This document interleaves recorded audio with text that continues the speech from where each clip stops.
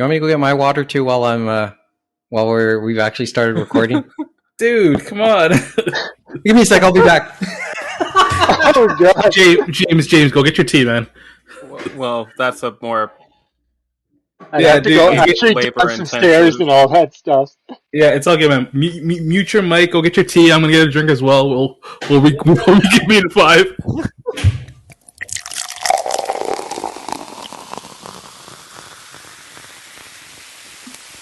If it's regroup in 5, we're gonna start recording at 10:30.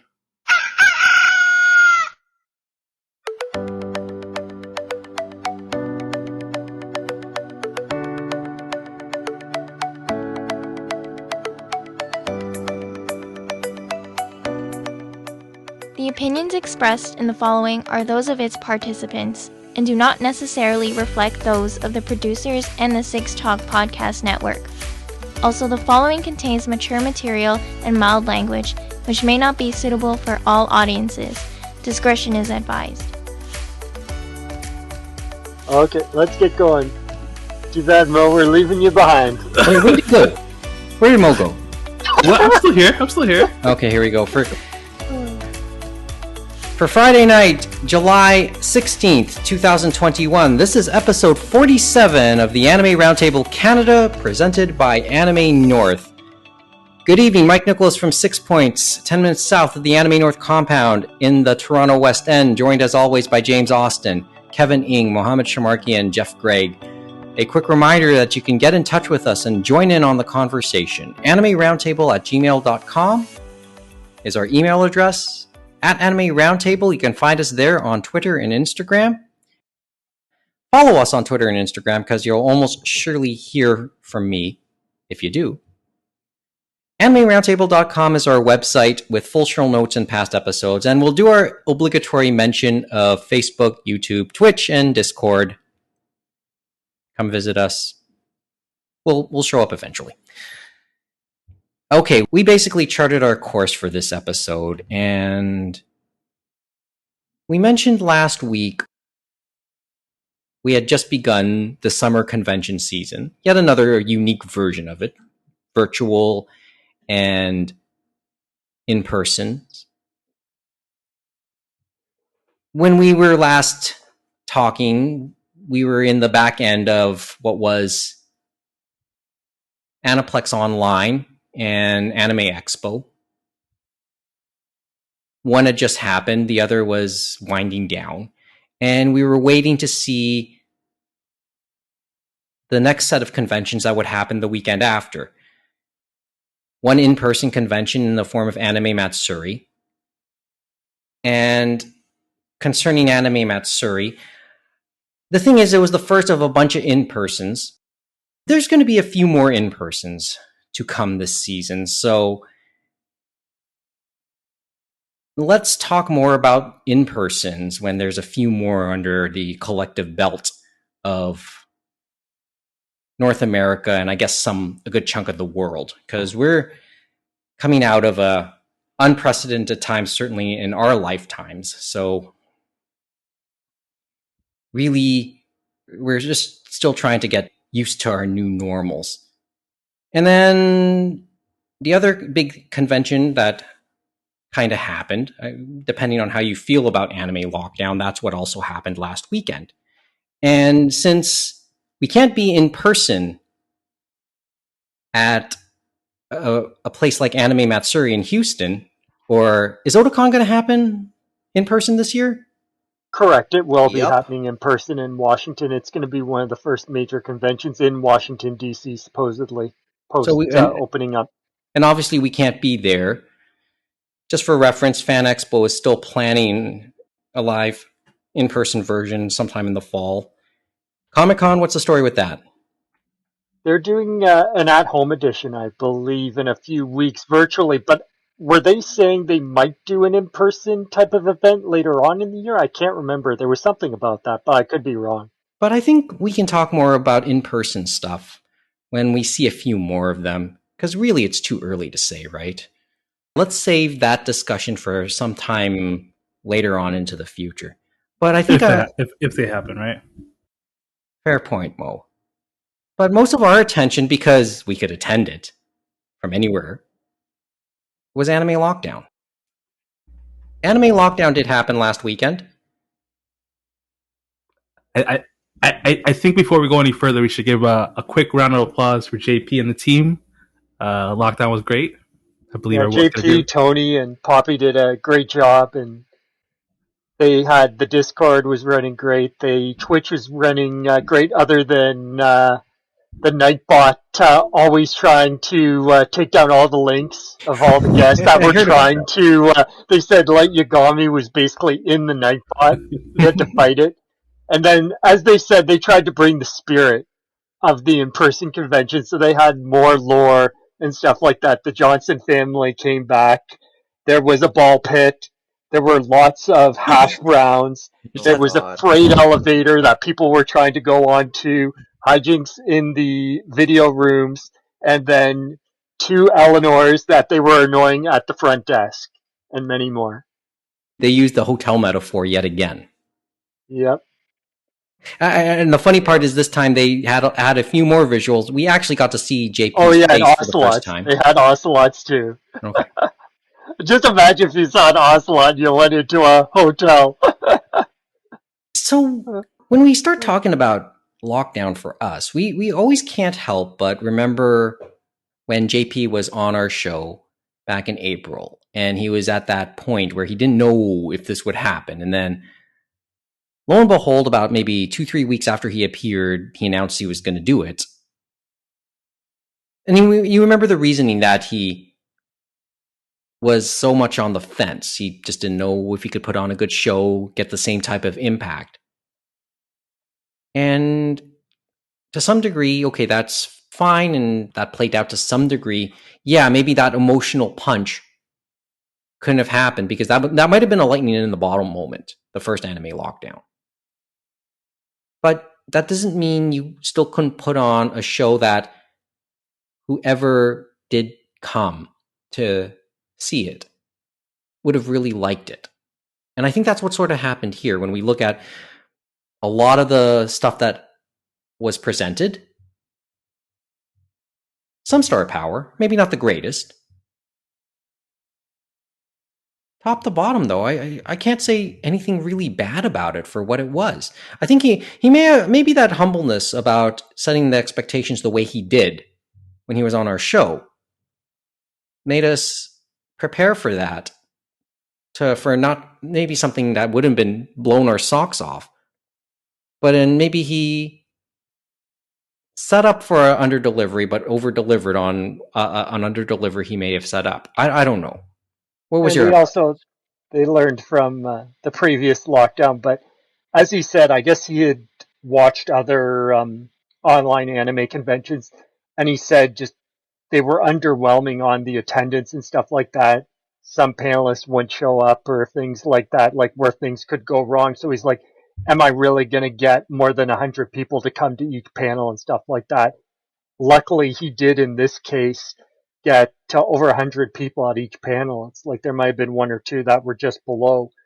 But he did get a response from Twitter, because he did ask Twitter, and so he did get a response that people did want him to come back and stuff like that. And the other thing was he did the reach out to find some guests like Helen McCarthy and Lindsay Leverage and stuff like that. And they responded, and he was surprised sometimes. And then, of course, the Japanese guest of honor as well and stuff like that. He cold emailed that and got that done as a video interview.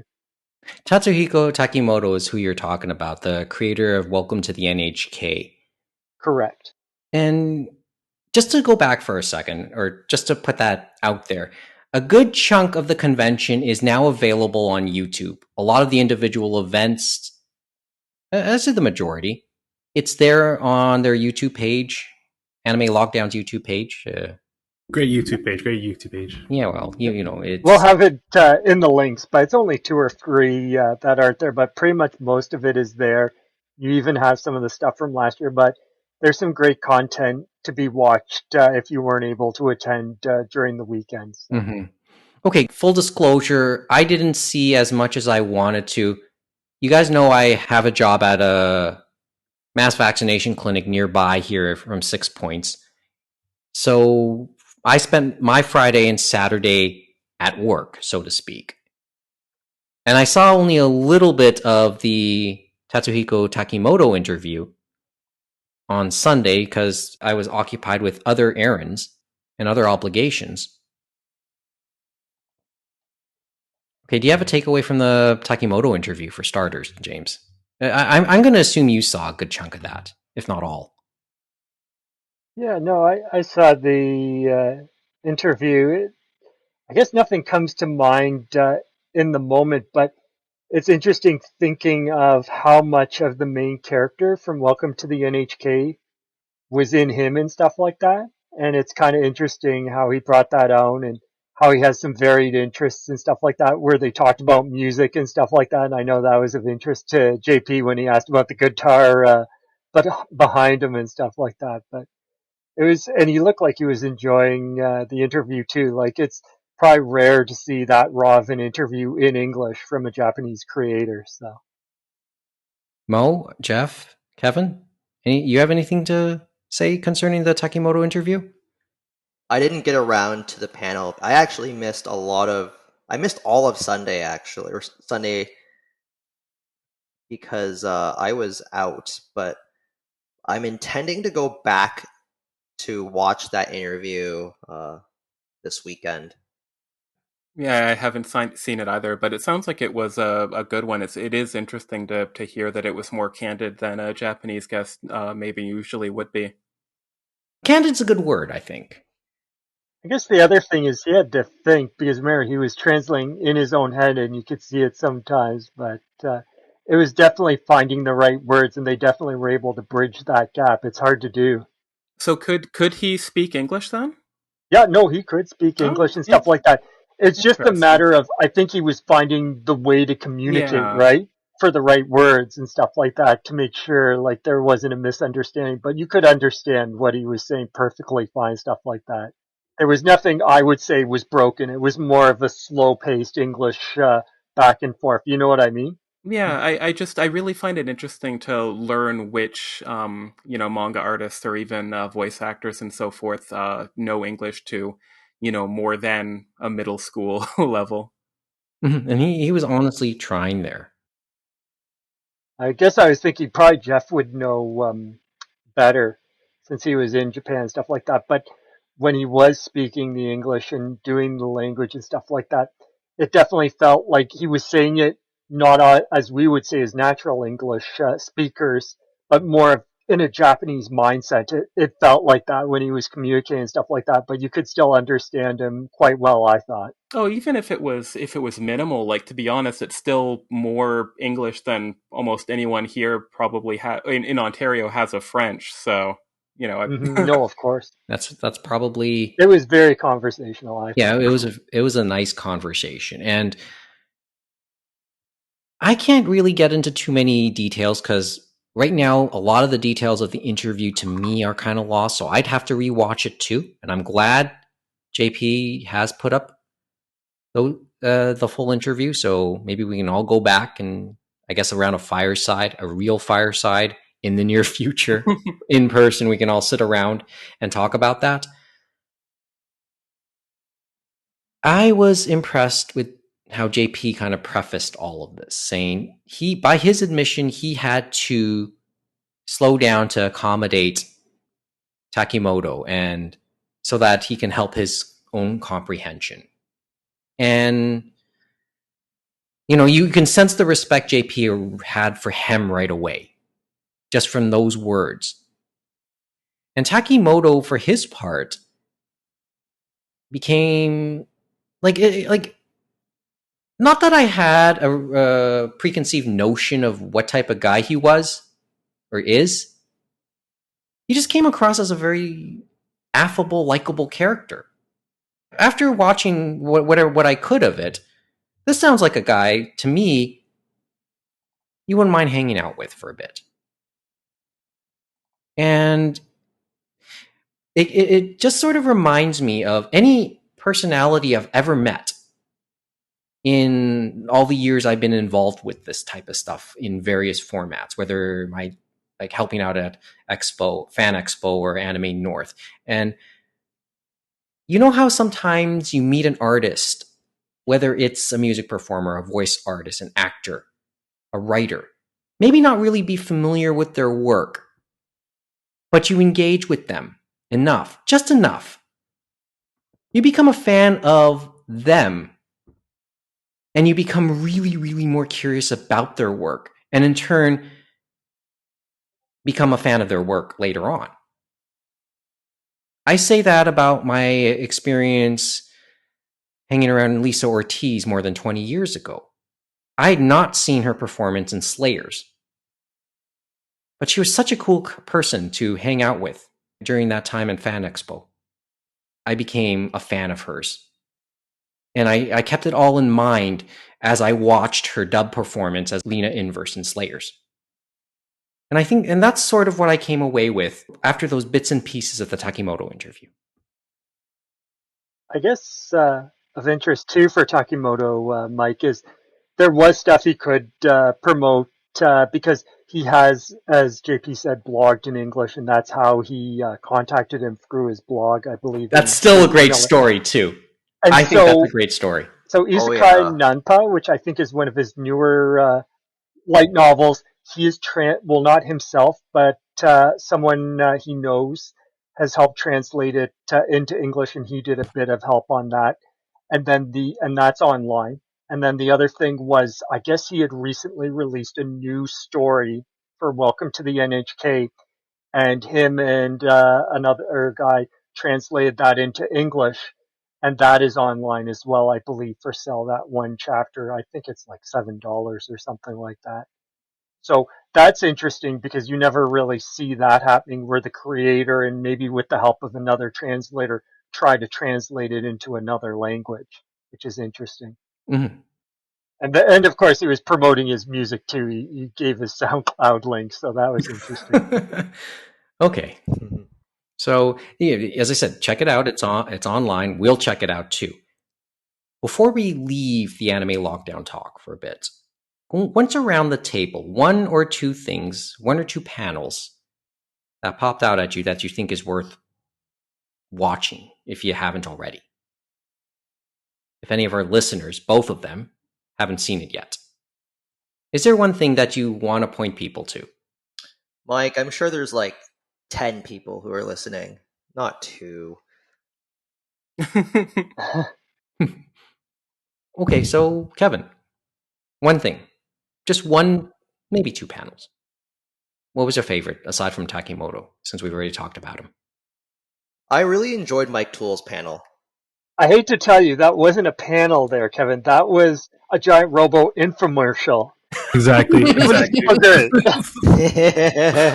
was the best infomercial for an anime you'll ever watch. Glorious one at that. They should show it to children in school. It should be mandatory viewing. Yeah, Mike. I see it. Mike Toole, the Giant Robo, greatest anime ever? That was his, right? I own Giant Robo, but then I never got around to watching it. Yeah, I finally watched it because of the Discotheque Blu-rays and stuff like that, because I didn't watch the Lightbox Media Blasters release, which was sold for next to nothing. Yeah, I bought mine for pretty cheap and just never got around to it either. Okay, Kevin. Anything else? Or I go to the next person around the table. Oh yeah, more. I was going to say, probably Anime Burger Time is probably on his list and probably other people's list. I missed it this year. That was the first time I saw Anime Burger Time. It was maybe I'm not as blown away by it because ultimately, when I think anime clip shows, I think anime hell. But Burger Time had a certain funny ho ho to it. It's exactly as advertised. Well, Burgers in anime. Burgers in anime, yeah. Burger that's right. Burger Time is a game. Oh yeah, that old school, yeah. Yeah, no, I remember the Data East. Mm-hmm. Yeah, it is just burgers in anime.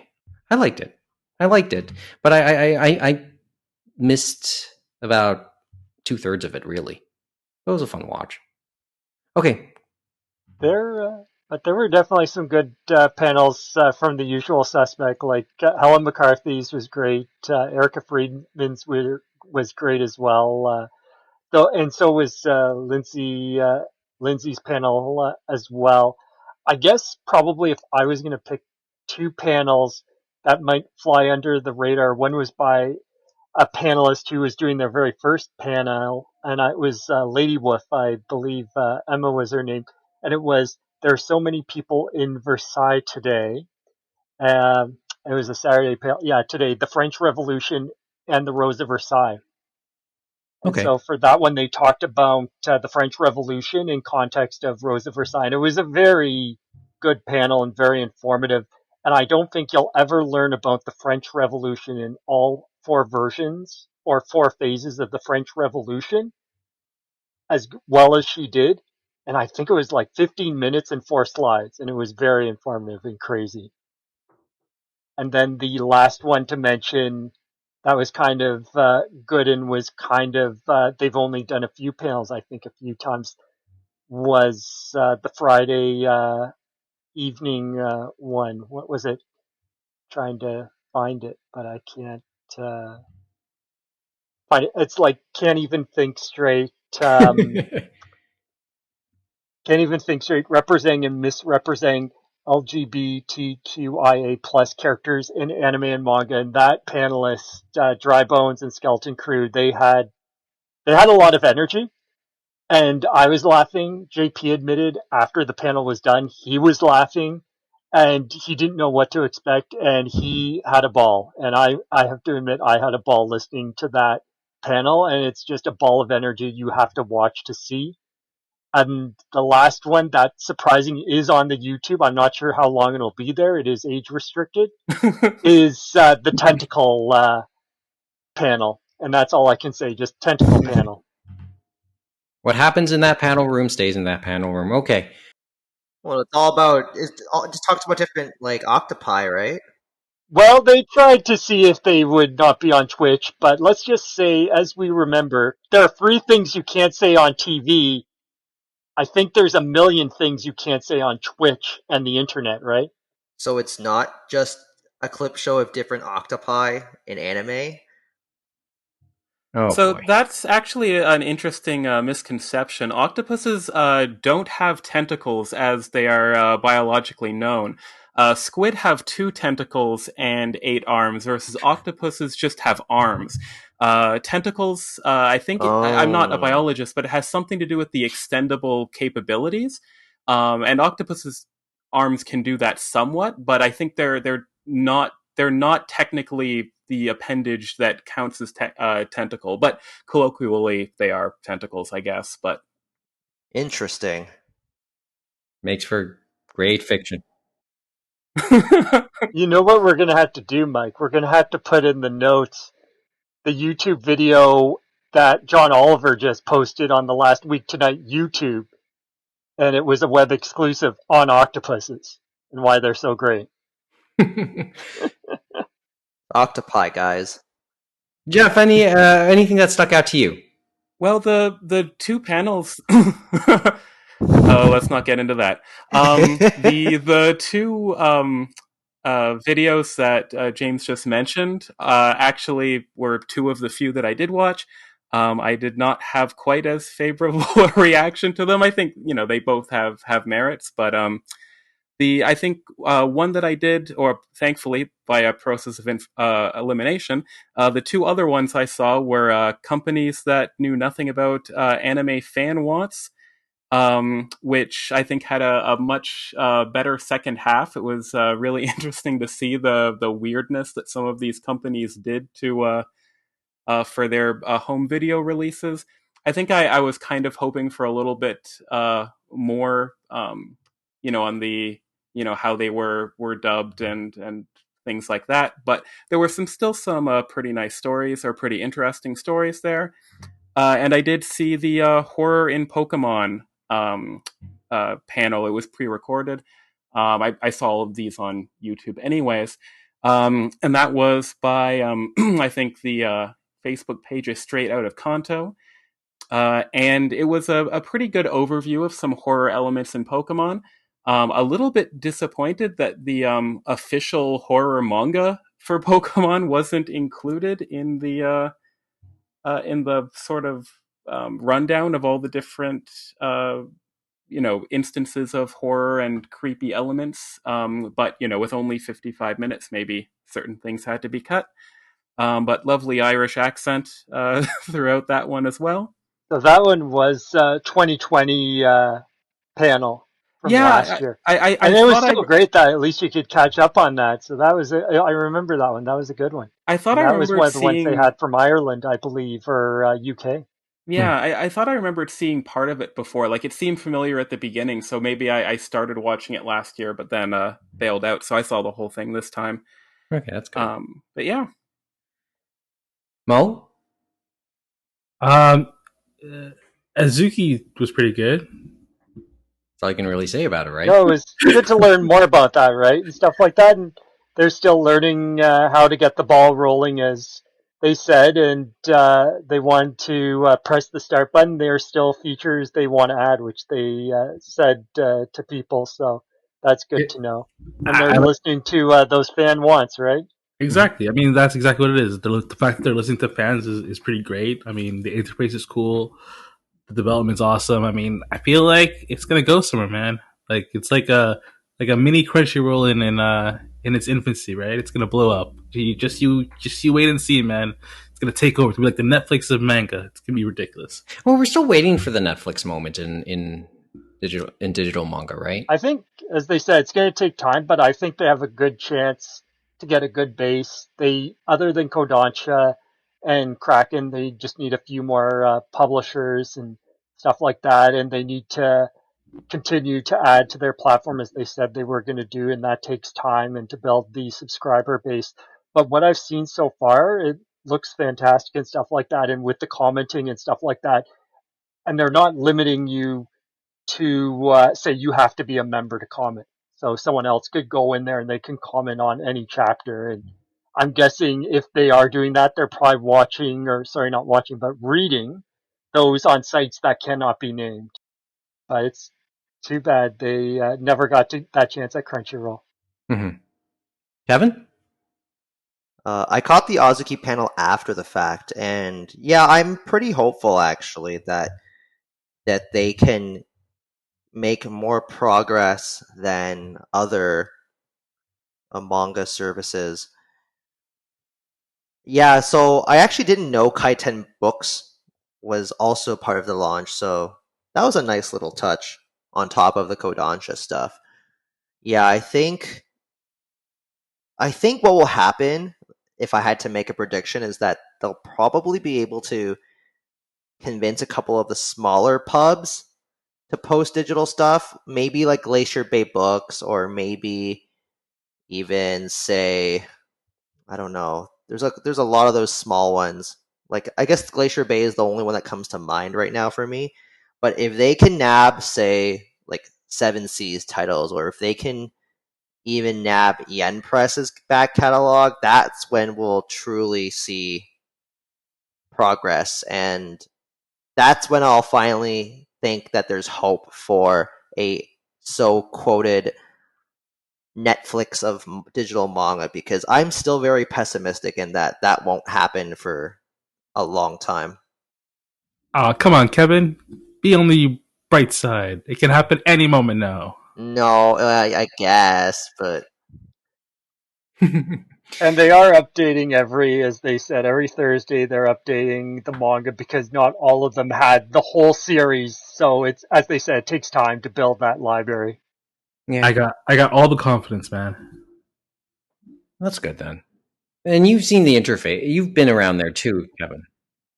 It's just that knowing how resistant Japanese publishers have been on that front, it's just... That's why I'm very pessimistic, and I don't see Viz ever joining that service either. They're too focused on their own stuff.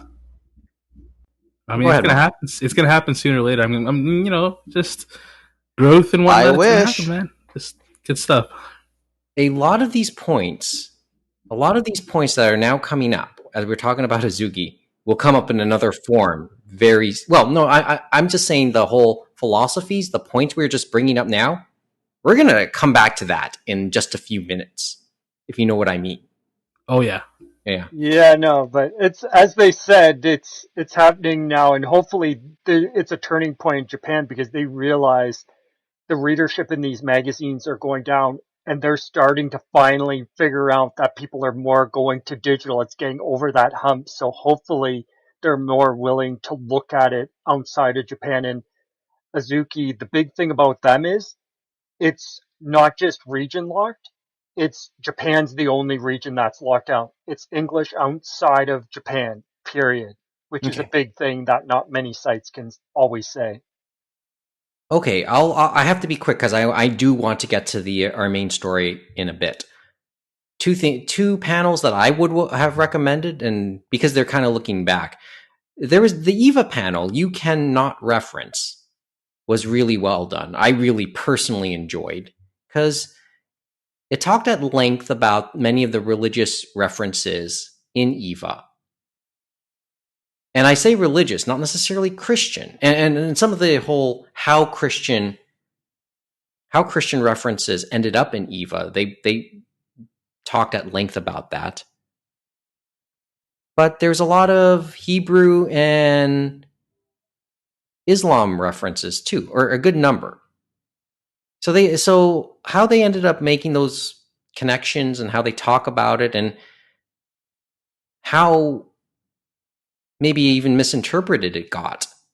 They try and explain everything as much as they could, considering the texts themselves and then the thought processes that went into it. I found it a really interesting panel.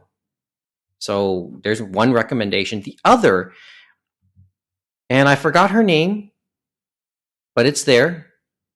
Psychic Song Girls and Super Robots, a Sakura Wars perspective or look back. There was a panel about the history of Sakura Wars. That was from Anime Herald, I believe, right? Mm-hmm. That one I was really I enjoyed that, but it made me think about this, and this is one of those yes or no questions I'm about to bring up. It's more of a case of remember when we talked at length about the media mix? We've talked about it in past episodes, right?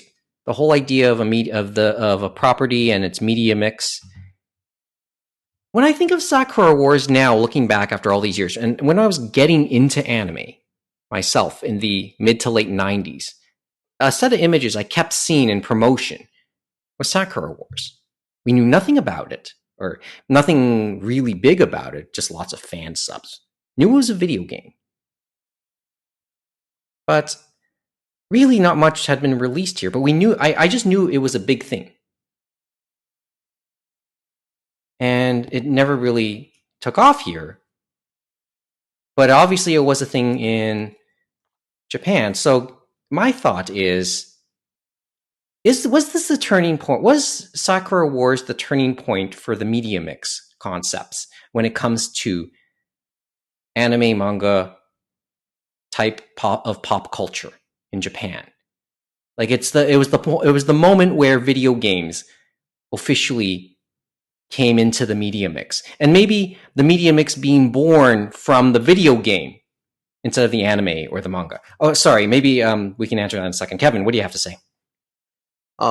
Two things. I do want to check out that Sakura Wars panel because when I saw that on the schedule, I immediately thought that it was probably going to be Samantha Ferreira who was going to be doing that panel because yeah, she is Anime Herald, and I know that she's a huge Sakura Wars fan, so I'm kind of curious to see how passionate she would be in talking about the franchise. Just as a person who's never played any of the games, have always had a cursory interest in it. So I am looking forward to catching that panel this weekend. As to your question, Mike, I'd probably argue that Pokemon would be more of an earlier example in terms of like a big media mix, so to speak. At least that's the one that came into my mind. And that was kind of after, though, I think. Was Sakura Wars that early? James, that was more afterward. Yeah, I'm thinking that's more after, remember, because it wasn't until 96 that Pokemon So came out when in Game Boy. And then Pokemania didn't hit till a couple of years later because remember Sakura Wars was Saturn. Anyway, Geoff had a Go ahead, quick Geoff. thing to put in. Give me your thought. Oh, I just assumed Sakura Wars was like late 90s. No, it was mid 90s. Oh. Okay, go ahead, Geoff. Sorry. Yeah, so I was gonna say the same thing about Pokemon, and in like when you brought this up during the pre-show stuff, I did research it. Pokemon beat Sakura Wars by I think almost half a year. I think Pokemon was February and Sakura Wars was September. Both apparently 96. Interesting. Oh, But I do think it's interesting because Pokemon is definitely sort of the it's a juggernaut, right? So it approached this video game, anime, trading card game, manga, merchandise thing in a completely different way, and I really don't want to discount the impact of the Pokemon anime because I think it is impactful, influential, all that kind of thing. But when people think about anime, it's a different sort of subgenre, right? Like I think Sakura Wars as a franchise does sort of lean into the more traditional anime tropes of mecha and romance and cosplayable costumes and all that kind of thing. But at the same time, I don't think Sakura Wars impact could be compared to even something like Gundam, which went in the reverse direction with all of the Super Robot Wars games and things like that. It is fascinating though, and I'm a big fan of, like, I've never played a lot of Sakura Wars, but I'm a fan of the Sega Saturn in sort of concept and what it stood for, and just as a historical artifact. But yeah, I mostly wanted to say that I do think that despite the complications, Pokemon is probably the poster Pikachu of that concept. it was kind of a weird thing because yeah, they had the Nintendo money and stuff like that, but they also revived the Game Boy because the Game Boy should have been on its last legs, Yeah. but it helped revive it. It was about connectivity and stuff like that. So there was so many more elements going into that than Sakura Wars and stuff like that. And the other thing against it was on the Saturn, and while the Saturn did well in Japan, it was dead on arrival everywhere else in the world. Unfortunately, as we know from the many E3 conferences and the one word that was shouted from PlayStation. I feel like an idiot. I feel like an idiot now. I got my Saturn from Blockbuster in a closed, we're going to sell all our Saturn games and consoles. So I got mine. It came in the rental case that they gave. Was it to like the one of Saturn. those bricks, whatever, you know what I mean, that protects it? You know what I mean? Not like yeah. It was a hard, briefcase style clamshell thing. Okay. That'd be cool to have. Oh man. Do you guys remember when they used to rent out consoles? Has anyone remember? I do. I feel like I remember the Virtual Boy is probably a close one as well to the Saturn, where they just probably want to get those out the door. Okay. Well, okay. So anyway, that's my thought on Sakura Wars. So I'm not right necessarily, but I thought it was at least. It had me reflect on it. It had me reflect. It was a good panel too, and I think the interesting about that one was that she was using it as a test drive for using the panel like at a live event and stuff like that, as JP said. But so I think she definitely got some good feedback that she said she wanted to use to make the panel better, which is always great with these type of events. I guess looking back on the question I asked, it would be a yes and no sort of type thing, or it was just part of a wave. But you can't really say it wasn't, but you can't totally say it was either. It was just in that trend. And I think it was just part of a trend that was beginning, but in another angle, I guess. Well, I think that a lot of games from that era and post that era started getting that anime adaptations a lot more often. The main one that comes to mind for me, of course, is Metabots, but if you think about, there's a bunch of Tales of OVAs that sort of filtered in, I think, around the same time. There's all of those Street Fighter movies. I guess that would be a little bit before. But, I think that it's definitely part of that movement.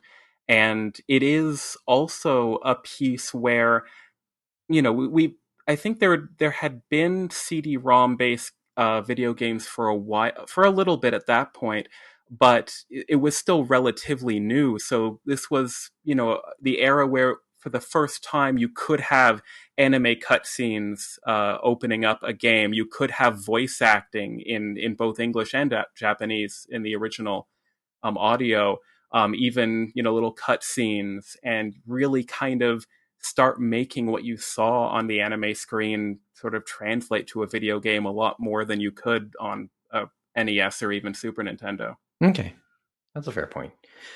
All right. Anyway, I've harped too much on that, and I get the feeling maybe if somebody's listening, they'll probably give their 2 cents too, and maybe we can talk to the source on that and her thoughts at some point too. Okay. Let's get to the main story, because I know this story has been juicy over the last couple weeks. Or how many days now? Almost 10 days, I guess? It's been down for 7, I guess. So yeah. Yeah. Well, you talked a few minutes ago, Mo, about Azuki. Yes. And maybe a good way to be going about things. Yep. Azuki did the thing where they delivered a product that's reasonable, that makes sense, that has thought behind it, a team of passionate individuals building for the community, whereas opposed to this individual we're going to talk about now is not doing that. They also were professionals that had been in the anime industry before. Exactly. Worked with Crunchyroll and many other outlets, so they probably had a better idea of what they were doing compared to the next set of, I don't know what you'd want to call them, but they are what they are. I feel like I don't want to. Mike, you go ahead. Sorry. Well, I mean, let's get right into talking about Anime Tube and that controversial. I think that Kickstarter. Just seals the deal right there. When you say and you name your service Anime Tube, that sets up a red flag right there. It's like you're just a tube. I think that that initiates all the red flags. Where do we want to start? Where do we want to start with this? I don't know, basics, I guess? Does someone want to... I have trouble knowing where to start on this. James, do you want to give us a starting point? So, Anime Tube, as many of you may know, it was a Kickstarter. The one we're going to be talking about is the second Kickstarter. Supposedly they had another Kickstarter before, which was asking for a larger amount. But they decided to stop it and then reorganize and stuff like that. At present, before they were suspended by Kickstarter, they had got $100,000 US dollars. 127,000, I think. Yeah, so that was Canadian. And then in regards to the 100,000, that was about. Just taking a look at it. But I forget what their goal was. I can't even see what their goal was. It was like 50, it was like 50K, I guess. Yeah, it was 50. It was 50K. It was 50,000 was their goal, which seems very low, especially when you're trying to set up a streaming service that they said they were trying to start, because they said people are complaining about Funimation and Crunchyroll on the mobile apps, and we're supposedly going to do it better. It's going to be a free service with ads, and they were talking about some, what was it, Mo, like an AI, like a bot or something of sorts that was going to... They were trying to leverage the current buzzword of the tech industry, which is AI, virtual assistant, machine learning. Assistant. And I couldn't understand, like, that was another thing I couldn't understand, the virtual assistant and all that stuff. that was going to help you out. Which it seemed dumb because they're trying to do like a Netflix type recommendation algorithm system, but it's like no, just no. But the other thing that they had mentioned, now this was taken down at one point, but they had a list of anime under discussion, and they were listing titles that were already licensed by some licensors and stuff like that. And that definitely set up red flags for some people, especially Sean Kleckner, because they had stuff like Utena on there and stuff like that. And he's like, what are you doing with my stuff and stuff like that? And basically, Anime Tube responded saying, we talked to you on LinkedIn. We contacted you on LinkedIn to discuss this with you. And that's just not a good response, period. The universal way to contact people, LinkedIn. And these, like, you don't put those, and using like certain series and stuff like that where they said kind of in their marketing, which they had no right basically to use and stuff like that before they had even talked to these licensors. So the trust issue, which we're going to probably talk about later, was probably out the window. They're probably not going to work with you. Mm-hmm. And it takes a lot more money to start up this type of service, as we know, than just getting a crowdfunding and stuff like that. And Justin Savakis talked about and stuff like that with their experience at Anime News Network when they tried to do streaming and stuff like that. And they had their hurdles and they had to stop. And they actually had one of the big issues where, remember, it was Ori Imo, the Aniplex series about the English title was the one where it was My Little Sister Can't Be This Cute, remember? And supposedly the or Elmo. What was it? They had some people that stole the shows earlier from their server and posted them online. So that was a big red flag that got the licensors angry. Yep. So that tells you the hurdles about trust and stuff like that. Understandably so who knows how secure they were for that. And the other issue is, as we said, is Crunchyroll, right? And they talked about the beginnings of Crunchyroll, and it's true that they did originally start not really ethically, where they were taking fan subs, they were putting them on their site and stuff like that and showing the test bed, so to speak, and maxing out their credit cards. But it was like no one had done this before, so they were able to get that venture capital money.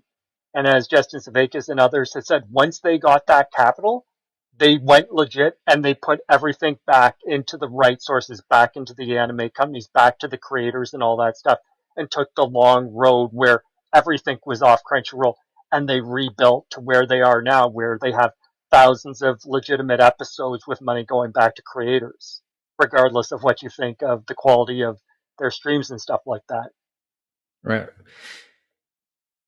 Okay. And yes, and it was an unestablished model, and since that, and in more than 10 years on, we've established something. Kevin.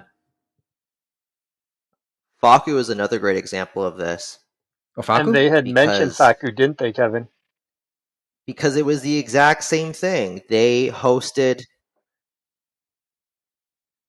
Well, I wasn't listening to the panel, but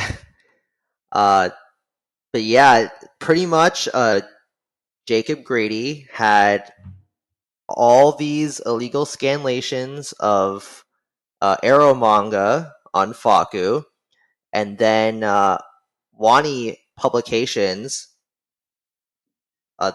were not happy with this. They're the ones that put out a lot of the vanilla H manga content in Japan. They're one of the prominent publishers in that space, and they got cease and desist, or they sent the C&D letter. But if I recall correctly, Faku used that as an opportunity to try and talk it out with them to see if they can go at it legit, and amazingly, they agreed. Yeah, no, that's exactly how Jacob described it. And now Faku is 100% legit as well. Yeah, no, that was the craziest thing about when Jacob said that, and how they went and they engaged. And it's that rare thing where I'm not sure why, but the Japanese rights holders in that decided to play ball, and they started this relationship and they've developed it. And now they're at this point where they really trust each other, and he's gotten more hentai manga publications and chapters and stuff like that legitimately on the site. And then the more incredible thing that he's got from the licensors and stuff like that is they said his the actual books, the quality of the books, and I'll admit this, is just as good or better than the Japanese tokubons, which is crazy. And he sells them for $20 US, which is insane. And I don't think you would have thought that. Yeah, they're very nice quality books. Very nice quality books. They get published in They create those books in Hong Kong for the most part. That's where the printers are for that. And has the slipcovers and everything. It's the works, and it's uncensored. Yeah, the art under the cover that the Japanese have. And it's uncensored. Okay.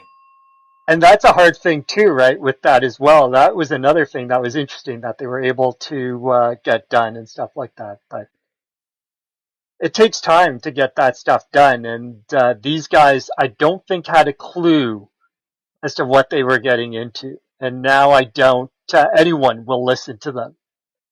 Well, okay, let me place two cliches in front of you. And I think... The second one. I choose the second one. You're going to hear both anyway, Mo. Oh, wait, Geoff, did you want to say something? Oh, I guess the only thing regarding this Anime Tube that I'm curious about is, there is a press release saying, he's going to try again. And I'm really curious how he's going to represent his list of series without ruffling any feathers. Like if it's going to be, counterculture lady girl and alchemy brothers or something like that. Like if there's going to be weird, serial number filed off, advertisements, because otherwise it's going to be, please come look at my fine snake oil, the best in the land. I'm impressed, in a weird kind of way, but it seems like it maybe just pack up your suitcases full of snake oil and try something else. He's the monorail salesman. They're definitely delusional, but as we said, I think it was during Lindsay's panel at Anime Lockdown, that's when it happened that it came down, and so that was last Friday, a week ago, so that was July the 9th, that Kickstarter suspended this Kickstarter for Anime Tube, which basically means they can't go back on Kickstarter again. All the funds in that were collected, as we know, nothing happened to them. It doesn't happen till the Kickstarter ends. So no one lost their money, thank God. But as one person joked, and it's unfortunate, where do these people go? They go to another platform, and I think people were saying we're probably going to see them on Indiegogo or somewhere else. That's Mo's line. Okay, two cliches, and maybe we can see, and maybe start to get at the heart of, not necessarily the heart, but a thought as to where things start to go wrong, and maybe some motivations. One, was this a case of putting the carriage before the horse? Let's not start to answer that yet. We can choose to. Two, is this a case of somebody being, or somebody as in a group, an entity, being naive and not knowing? Or somebody really, really out to pull the wool over somebody's eyes? So which question do we want to try to give our thoughts on? I think it's a bit of column A and column B, Mike. Well, I mean, on the second question, right? Yeah. On the second question, you can put up an argument for both sides, for both. Because the answer on the second question, whatever the answer is, it's a bad optic, regardless. Very bad optic. Because either you're completely stupid or clueless, or you're trying to rip somebody off. Neither answer sounds all that great. Fingers crossed the first. If it's the first, it's kind of forgivable, but it's most likely the second. I mean, it's just, come on. I mean, that's the thing. That's the thing. And that's, how could you be so clueless then? Have a little bit of research. If it's not adding up, it's okay. But then it went public. And that's where it all started to go wrong and nicely blow up. Yeah, it's interesting because they talked to the AJA, which was, as many people said, it's not licensing organization, it's a trade organization in Japan for anime and stuff like that. And I guess they got some nice receptive feelings from them. And as some people have said, you can send an email, and sometimes some of these smaller licensing places may send you a catalog. And so maybe some of that happened too. And so maybe they got, as you said, cart before the horse, so to speak. But we have seen this before. I think the last clusterfuck we saw was Crimson Star Media. Now that's an old, you had to that one jog my memory. was crazy because he actually managed to legitimately license an anime from Pony Canyon for looking up at the Half Moon anime, and he just effed it up from there. But the more interesting thing for him is, and they always make the joke about, if you're going to license an anime, don't use your student loans. You're never going to get those discharged. Geoff? So hopefully they didn't do that. That was actually in that panel I mentioned from earlier. And I know, I saw that in the panel too. So it's just kind of, they had the similar feelings in my mind for both of them. Yeah. But that feels like the last time we've had something that insane, I feel, but I could be wrong. I think that if these people did reach out, I think it kind of makes some sense for, whoever their contacts were, to not be completely negative, because there have been, successful smaller streaming services that have gotten anime licenses. Exactly. So I think that it makes sense for them to say oh yeah, continue to talk with us. Maybe you are a legitimate organization, or maybe, there is something here in the future. And I think maybe they got completely overzealous with the responses, which were just, either polite or let's continue the dialogue. As far as similar events or anything, the only thing that comes to mind is Butch Hartman's streaming service, where Butch Hartman, who's the creator or co-creator of Fairly Odd Parents, Danny Phantom, etc., had a streaming service that he pitched and he crowdfunded successfully. And then after the success, it slowly was revealed that it was sort of very Christian minded, very blatantly.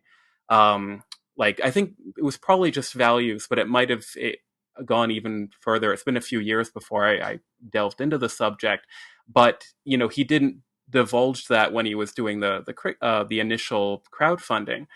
But now, so successful, but it still hasn't happened. I think it was successful 3 years ago or so now, maybe 2, but there's a website where some of the buttons don't work. The YouTuber Saberspark has a great video addressing this. There's several other YouTubers who have addressed this whole fiasco.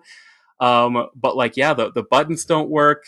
He also promised, I'm going to be able to work with all these cartoon makers and live action.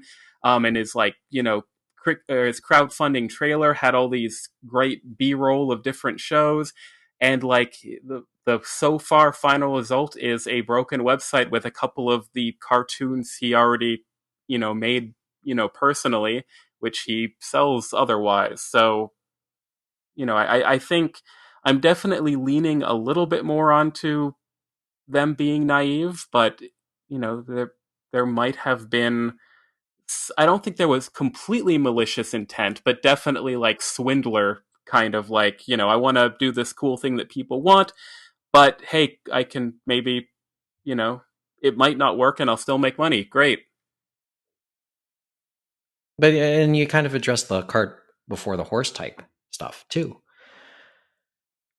So let's talk the trust part of it for a few minutes. Actually, it's funny, Mike. I was looking at it. We talked about trust, but I was looking over at the schedule that they had, and that makes you wonder about trust for them, about how they were going to get this all set up. And it was just way too condensed, where they talked about this Kickstarter started on July 6th. It was supposed to end July 6th.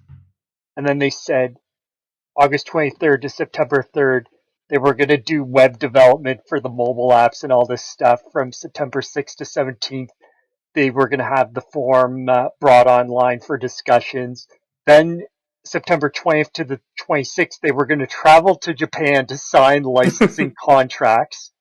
From December 6th to January 28th, they were going to have the development completed for Amy Chan, their virtual assistant and stuff like that. And development begins on the anime chat feature. And then they said on January 31st and on anime chat feature published, Anime Tube is published to the following platforms: iOS, Apple TV, Android TV, Roku, Smart TVs, Xbox One, Windows 10 PC, and so on. And you just look at that, and especially with the platforms and how fast they were running and how they were supposedly going to have these discussions, no way that would have happened on that timeline. Like, that's even more aggressive than most Kickstarters, which know they're going to run into delays. And I think if anyone even saw that from a licensing perspective, there were so many red flags. I don't think anyone would put trust in them, whether it's the English side or the Japanese side for licensing. I was just the whole fly to Japan line. I wonder where that money is going to come from. No, isn't that? I'm more thinking, would restrictions be clear? Would restrictions be lifted? I was thinking that too, because we know about the Olympics and we know about where they are on vaccination rates and stuff like that, and about them allowing people in. And it's kind of like, well, how are you going to do that? Did you mean virtually? Did you mean you're somehow going to sneak into the country? I don't know. Okay. So once again, back to the trust line. It's not just about, like, we can take a bunch of angles on this, right? Especially like the Vice article on that kind of documented this really grabbed my attention. Because it kind of tried to give a quasi-history about dealing with Japanese rights holders and how it's not as simple as just throwing the money at them. You have to build trust. It's not that, and you don't easily build it. Because sometimes, in case of Studio Ghibli, when it came to Nausicaa, you could lose it. And trusting again is a hard thing to do. And sometimes it's the reputation too, isn't it, Mike? Because you said that. We think about Harvey Weinstein. Well, the katana they sent to him, remember? Mm-hmm. No cuts. No cuts. The no cuts line. The no cuts thing. And we've talked at length about the hesitancy of Japanese licensors to go overseas. Yes, there's a necessity. Yes, they want to do things a certain way. And we can have that conversation again about who gets to say it's my way or the highway. Could be the Japanese. Could be the licensor out, the overseas licensor. Where there is that tension. We know, that's the one takeaway I took from the Vice article. Yeah, it's nice to say for the Japanese side to say that, but maybe with their own market shrinking, how much are they willing to compromise? Because because maybe you can make that argument they have to, as much as they hate to, and maybe not even do it. Maybe they're willing to die on that hill. Right now, I think that's where we are in a lot of that. There isn't that push comes to shove moment yet. But then again, look at it on the other side, right? My way, there's their version of the my way or the highway. You don't want to at least come look at a lot of things our way. Okay, fine. We'll look at something else from another place, which we know at least maybe we can get it a little cheaper or get more reasonable terms. May not get the high viewership. Maybe it will, but we can be satisfied with that result. But going back to Japan, still. That's part goes back to some of their stubbornness, their building of trust. How long did it take Sean Kleckner to build that trust? How long did it take John Ledford to build that trust? How long did it take Jordan to build that trust for Faku?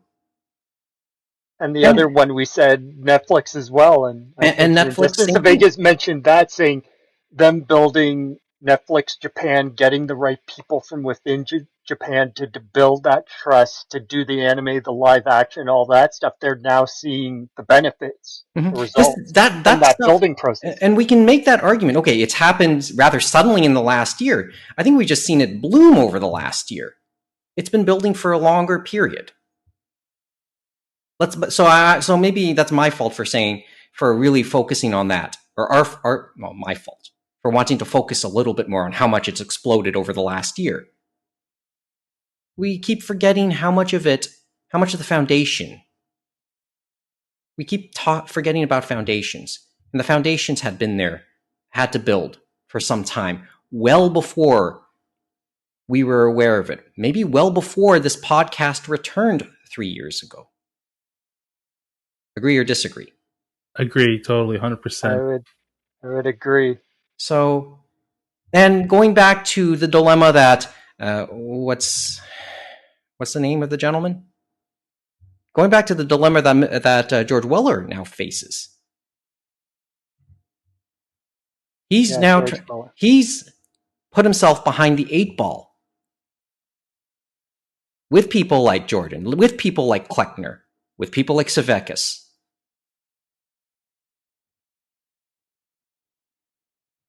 Because maybe he has to build a network too, to help start gaining that trust. But here he is. Doesn't look like he'll get the trust of people who have worked for years, maybe decades, to gain that Japanese trust.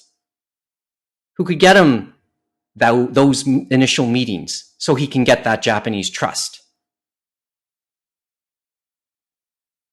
It's a real burning bridges situation. Like, using another cliche. I'm not sure that these people would have, helped him, but they're probably not going to now. Oh, sure, yeah. Okay, we can debate whether or not they would have helped him in the first place. But the approach now. And then they just doubled down, as we said. They had the press release from their company, which is Gameface LLC. And so you have George Weller, who is supposedly the CEO, issuing that. And then supposedly he has a business partner, Hironori Zusho, I believe. And I don't think anyone's going to listen to them anymore because they've just broken every rule you can think of, and they're 15 years too late. Okay. What's the under-over that his partner is bankrolling this? At least a little bit. I mean, he's got to have some kind of money to come up with some of this stuff, right? Good question. Are you sure it isn't like the student loans and their credit cards and God knows what else? If they had a sugar daddy, trust me, they wouldn't need to go to fucking Kickstarter. I'm worried he might be in with criminal underworld or some kind of thing, right? Let's not go there yet. I need to tell you, someone else is probably looking for him for their money that he probably used. What if he took a whole bunch of money from the Yakuza and now he's like... He doesn't know the Yakuza. if he's like, oh, maybe I'll go to Japan and ask the Japanese to make me let them put on YouTube, but it's going to be called Anime Tube. If I'm making a lot of assumptions, but based off of his interactions with even the Western side of things, the Yakuza doesn't have a huge influence on not Japan. So, if he knows the Yakuza, the Yakuza are behind this and they've already profited somehow. I would say yes, that is true, but who knows? Maybe someone at Sega is listening and they'll use it as a storyline in the next Yakuza game. Yeah. Wasn't it Nintendo with the actual Yakuza connections, though? Yes, it was. Because remember, Hanafuda and stuff like that was into gambling and stuff like that. So yeah, they had the Yakuza connections, and even the last president from the family, yes, he had Yamauchi, he had the Yakuza connections as well, even if they say they didn't. Yeah, okay. I guess we should start to wrap this part up because we've been on it for, 40 minutes now, I think? Almost. I will just one last quick point. There's a great video by a YouTuber. I'll send you the link afterwards, Mike, and she goes into it for a bit. It's pretty good. Sure. And we'll put it in the links as well for this episode. Let's see, let me give one final or another thought, maybe hopefully to wrap it up. Although you know how this show tends to be sometimes. Part of the motivation was to break up a possible monopoly they say Sony's going to have. And I guess we can make that argument. We can have that discussion. We've had a version of it before. Maybe the world is bigger than I thought when the deal was first announced. It might be because of the Justice Department's involvement in reviewing the deal. And that all said, and yeah, maybe we are thirsting for more competition. Maybe the competition is not necessarily, and I know we've said this before, it may not necessarily be in the form of another dedicated anime service. It could just be in the form of other services looking to expand their libraries. And that's what we're starting to see with Netflix, which we continue to talk on, and the reason some of them collaborated before for Crunchyroll and Funimation, why this merger might have happened as well, is to fight the big boys. You need to have someone to bankroll you, and to fight the big boys, you need to be big to your own to your own extent, right? And I do agree that Crunchyroll originally found that when they went into when the VC people cashed out to Warner, and when Sony and when Funimation and Gen cashed out to Sony and stuff like that. But as they said, you never know. It's like when opportunities arise, it's like, why not take them? Because we'll have synergy to battle against those bigger companies like Netflix. And maybe to be fair, obviously, if we knew exactly what would happen, we wouldn't be just doing a 2-bit podcast, right? So to be fair to Anime Tube, just to be fair a little bit. But maybe they're looking at a field that just isn't as fertile anymore. And that's why I said 15 years too late. Yeah, hence Justin Servakis's words. So change your approach, I guess. Unless they know another field or a new way to view anime and stuff like that, that'll take the world by storm. I'd say they're dead in the water. If we're all going to be watching in VR and haptic feedback, I don't know. Let me give you 2 more cliches. And these ones may not be quite as familiar to you guys. They said they can do this ad-supported without an end user maybe paying that much. Nothing's more expensive than free. And second, remember... what are they going to use our data for? That's what I'd be wondering. Exactly, and that leads to the second part. And this is what people like to say about Facebook. If Facebook is not charging you for their product, you are the product. Yeah, I don't know who he would sell our data to. He's selling it to the Yakuza Mo. I knew someone was going to say that. I knew it. I think we could have put bets. I think we could have just put bets on who was going to say that. But I knew somebody was going to say that.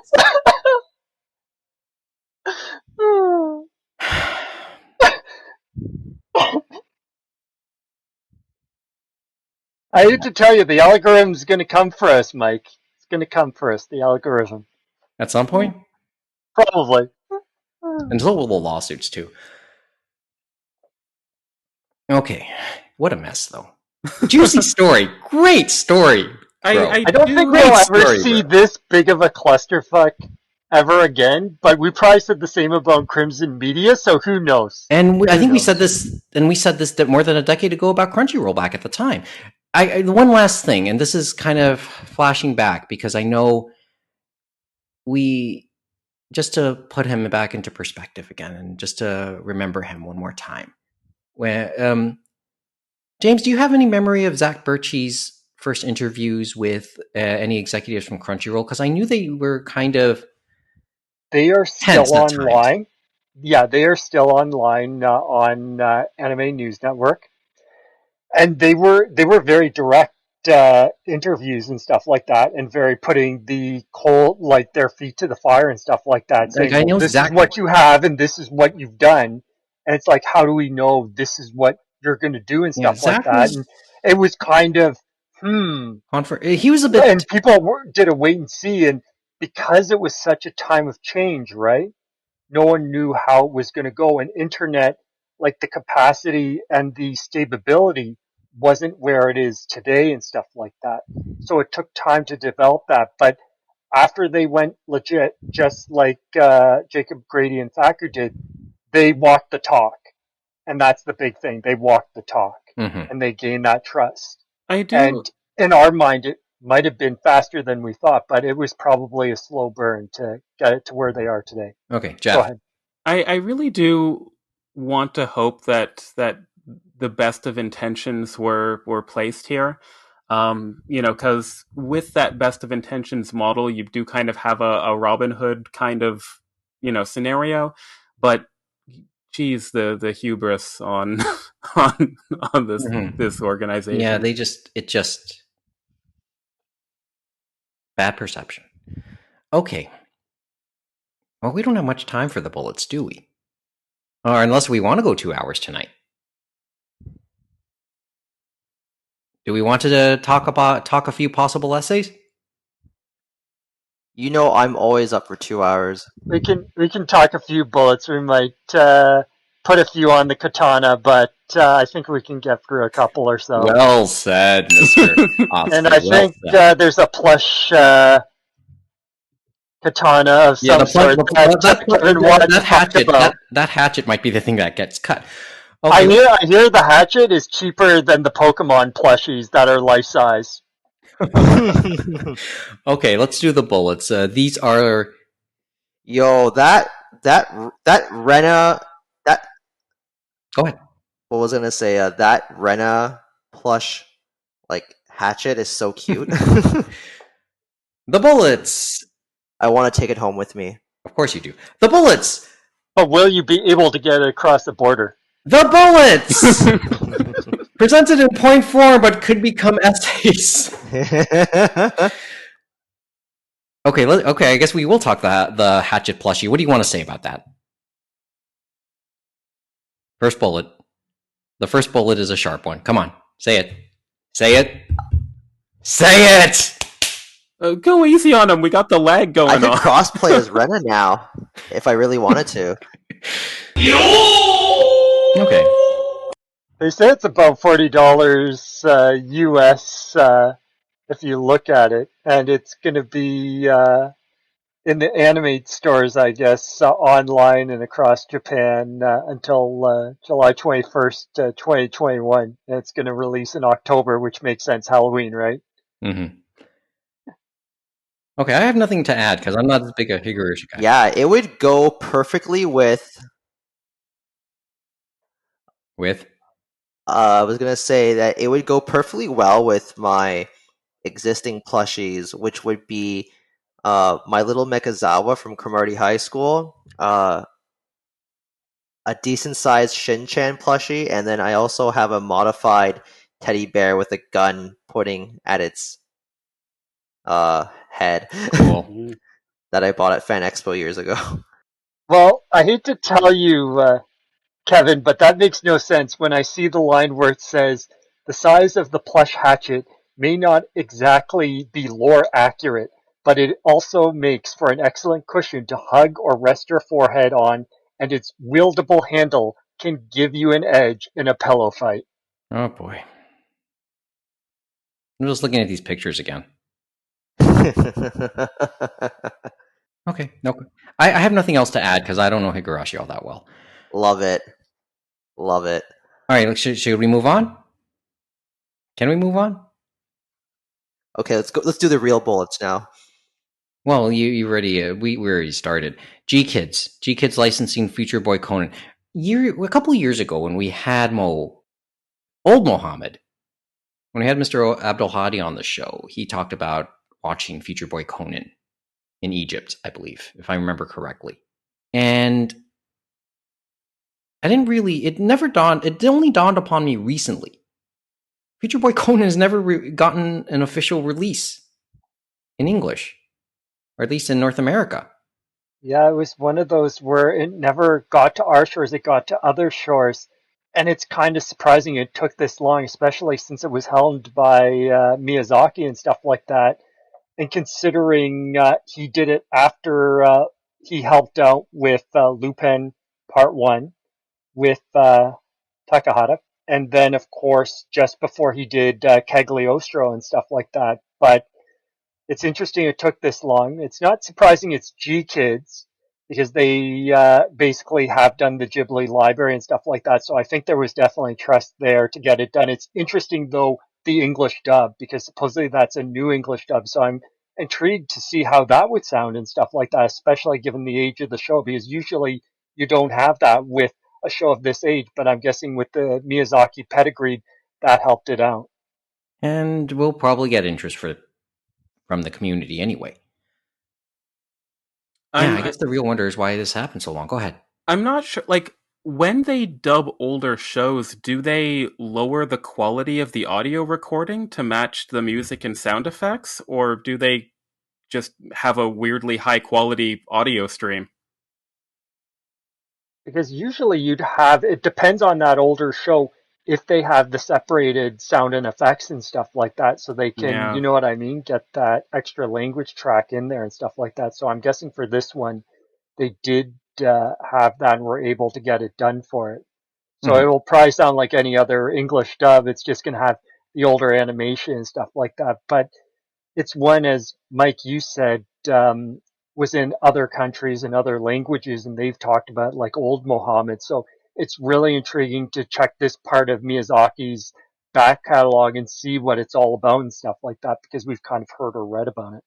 Geoff? When the news broke, I did see on Twitter that there were, at least some people who were responding to the news that this, unheard of or unappreciated gem is finally being released. And so many people were saying that, it's such a North American centric point of view. Like, I haven't seen it, but apparently, like, in every other region, essentially, like through, the Middle East, Latin America, Africa, South America, this has been a very known and very popular and a standard series. Outside of Japan, and it's again one of these situations where I kind of get it. Like, I don't like it, but I get it. Like, so much of Twitter is America, UK focused with little fringes of places like Canada on the sidelines, I guess. But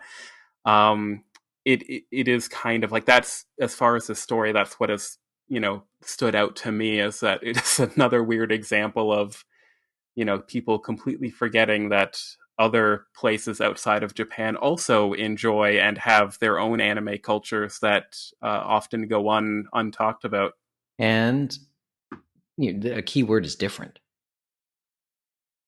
because they're into different shows because of the way exposures happen there. And even what's allowed and what's not. Like, I've had friends from Saudi Arabia who would talk about how there's so many anime series that become popular there, and part of it is just because that country's never, or it's going to be difficult to get a series like Pokemon or a magic heavy show, or a very supernatural like horror type of show, um, you know licensed or approved for air there. So you get a lot more sports series. I know Captain Tsubasa, I think, is I very was thinking popular that. in the Middle East. Mhm. I'm sure a lot of other sports series are like that. So I'm guessing maybe Future Boy Conan doesn't have that much questionable content for a lot of these places. No, I was thinking of Captain Tsubasa as well, Jeff. And I guess the one thing for this is it'll probably have more legs than even those ones, or even Saint Seiya and stuff like that, where because it has the Miyazaki name, it'll probably do a lot better and stuff like that. But it's always interesting to see how these things play out. Mhm. But maybe it's a bit of a wonder, and that happens. I'd be curious. Mind you, I'll fully admit maybe I'll just wait for it on a streaming service. I wonder if they're going to have an interview with Miyazaki from the present to talk about it. It'll be interesting. I'm Wouldn't I'm that ex- be, considering what we've seen in those documentaries? Yeah, it'd be a fun interview if he's willing to give it. my only exposure to the series, I think, has been Anime Hell. So I'm curious if it will be addressed at Anime Hell, Anime North 2022. You know what? We should get Dave Merrill to do the show. He's as I said, we're just looking for ways for our schedule to match up so we can have him on the show, and worth a conversation. James, we should just jot down themes and stuff we would like to talk to about with Dave Merrill when he ever does this show. Okay, well, since I guess let's stick with the Miyazaki theme of the bullets, at least for another one. Studio Ghibli debuts new loungewear collection inspired by its dynamic, beloved heroines. Okay, this was back on June, in mid to late June. There was a clothing collection based on popular Studio Ghibli characters. Nice looks. There's been this trend lately, and not necessarily. I don't know how much Kevin knows about this because I know he's more the fashion guy. There's this phrase, the napping dress. Is that the term? I think they're called ponchos, right? Maybe Kevin can The napping dress. Google it or something to that effect. Because Are we talking snuggles? What is it not called? snuggies. It's just like a type of, I guess, I wouldn't say a summer dress because we've used that term in the past. And it was called a nap dress. That's been a trend lately in women's fashion, or at least within the last year or so. And You mean a resting gown? maybe, I don't know, but there's something I don't know here, and I'm not going to pretend I know. So both of you haters, hold back for a second. Yes or no? Merits of this.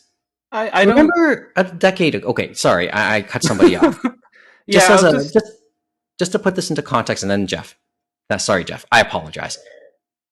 Remember about a decade ago, in the old run, in the version 1 era, we talked about Mokona from Clamp, how much she was into kimono, and then she released an art book full of kimono. She designed them for a time. We even joked with Angela, would you buy a kimono from her? And she said, no. Would these be buyable? Okay, sorry, just a thought, Jeff. the Castle in the Sky one has the pendant as a embroidered part of it. Just sell the pendant separately. Like it's so weird. So, Like it's a no, but like it's like the at least that one is kind of like a hoodie. So like there's but it's also evocative of the actual costume. It's this weird half measure thing. Um, I think the Arietti one I think looks the best. I'm not a fan of red, but it's personal preferences. And then the Kiki one is very average. That gets a B plus, which so Between buying off the rack and keeping on the rack, you'd say keep it on the rack. I think the Kiki one is practical and generic enough, while still kind of being clearly a reference that, you could work that as like wear it to the Ghibli Museum. I think the Ariete one as well, if you're a fan of Red. The Castle in the Sky one is so weird to me, though. So mix. Yeah, very much so. Okay, I mentioned kimono and clamp. People's I know here. I forgot what People's Jewelers is called in the States. But they had an exclusive collection of jewelry based on Disney princesses. I don't know if you heard about that. And now that we talk about, we're starting to talk about it, that just came to mind. So I sort of think of that as well. Okay, anyone else? Does anyone else want to dive in, or should I just move on? Next, please. I don't think we were the target market, really. Well, that too, yes. Unless there's something I should know. Well, the other thing, the main thing there is that, regardless of if we're the target market or not, I'm very pessimistic that the sizes will go above an American extra small sizes. Zero. Yeah, I was thinking they were for the Japanese market, so yeah, the sizes would be a big problem. That would be your biggest issue. We're probably going to see it maximize at like American size 9 in a dress. Like it's going to be, and that's being generous. Like it's.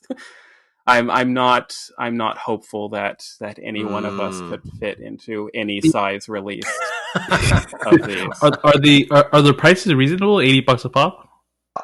Honestly, I agree with Geoff on that, because it's like what I've noticed when it comes to Japanese brands is that it really takes a lot of time for them to start to adjust their sizes for an international audience. I know there have been different brands that I've been purchasing from Japan, and only in the last 2 to 3 to 4 years have some of these brands started increasing their proportion sizes for, say, an international audience. So, like, one of my favorite brands is called Wacko Maria. Their influences are very, they draw a lot of inspiration from punk, rock, and, rockabilly styles, and some of their smalls fit like an extra small if you buy any of their older stuff. It's only in the last 2 years did the size smalls fit like an air quotes American small. And even a couple of Japanese brands that I buy now, I notice that I still have to do a size up to fit in them. And I'm a traditional small across the board now when it comes to pants and shirts. I don't have anything else to add to this. I didn't mind bringing it up, but really I have nothing else to add. I guess it's worth asking a few other opinions. So we'll let whoever's hearing this, and then we'll put a link up on the show page. I'm curious to hear what others would think of this. May I add another one? And this was just within the last couple days. Just another type of fashion crossover. Tag Heuer has offered a $2,000 plus Mario smartwatch. I'll put the link up there. And somebody's willing to pay that price. But yeah, I saw that this morning, so just a thought. 2 more bullets we could go with. Which one do you want to talk about? Judgment or Demon Slayer? We're going to go... I guess we'll do both of them. Which one do you want to go with first? Last Judgment? Yeah, well, we go with, the Judgment. This is an odd story. Because... And it also involves Johnny's Associates, right? But of course, with Judgment, they went out of their way to sign a star Japanese power in Kimura, right? Takuya Kimura, which was one of their bona fide stars, so to speak, And one from of the, and Johnny's ended up talent being agency. the a big selling point for the original game. It's just Johnny's tends to be overprotective about where they put the images of their stars, and that seems to be the issue with this. So, so the Judgment series could be lost on the grounds that Johnny's and Associates, or that Johnny's just doesn't want the game on PC. Is that the upshot of this? Yep, they're okay with all these different console platforms, but in regards to PC, it's a no-go. And in one of the original listings that was removed from the website, it had like the Steam logo and stuff like that.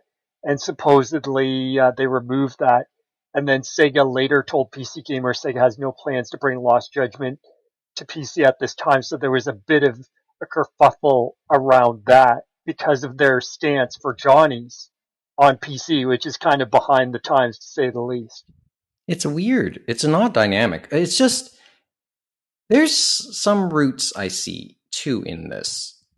And can you hear me out for a minute or so on this one? We know, like, obviously video games is a thing in Japan, and it's where much of it was born. It's been almost exclusively, I don't know if it's exclusively, how big is the PC gaming market in Japan compared to the console gaming market in Japan? I would say bigger than people would expect, but still not huge. Okay. Because keep in mind, they have like an entire like visual novel market that we don't really have to the same level, but that's very restricted to like the otaku, air quotes, sort of user base. And that's something else altogether, really. Yeah. Because Judgment is not a visual novel. So, because it had me reflecting a little bit about esports too. And I know this is a tangent. How come you would think that Japan would be a force in a lot of esports, but that's not totally the case. Maybe fighting games, but name anything else. And I have trouble looking to find top tier Japanese players in esports and competitive gaming titles that aren't fighting games. But because a lot of those titles are mainly PC-based games. Fighting titles are, at least you can make the argument, they're consoles. And I think about that dynamic here in a roundabout way when I think about this story about Lost Judgment. I think that's interesting because the only exception I could instantly think of, and it's because I'm a big fan, but it's Splatoon, which is another console game. Like it doesn't have a PC presence and probably never will. So I think you might be onto something with that line of thought. Mm-hmm. And Johnny's has it into its head in many respects that way. Sorry, go ahead. There was some interesting points in the article, though, to Mike, in regards to Johnny's and that was basically the control they have over the likeness of their artists and stuff like that, and how it's meant power, and by allowing Takuya Kimura, because remember, they use his likeness in the Judgment games. He is the main character and stuff like that, regardless of if he's fictional and stuff like that. And they said basically having your most famous star and stuff like that appear in a game on an open platform like the PC, the agency thinks they might be giving up some of their control and stuff like that.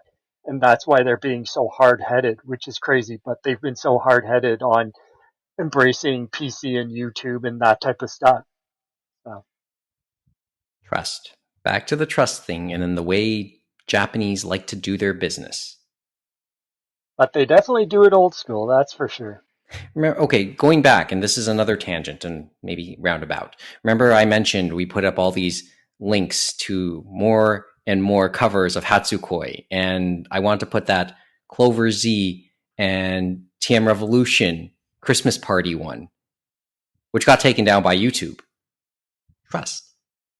Again.